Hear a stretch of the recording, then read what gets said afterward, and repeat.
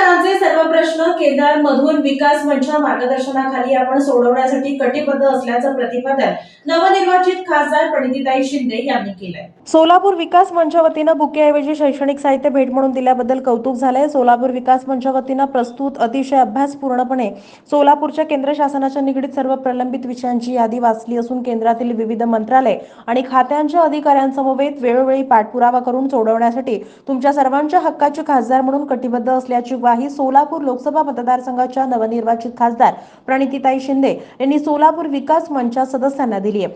सोलापूर विकास मंचा वतीनं बुकेऐवजी शैक्षणिक साहित्य भेट म्हणून दिल्याबद्दल कौतुक केलंय। सोलापूर विकास मंच नेहमीच समाजाला आदर्श घ्यावा असं कार्य करतंय।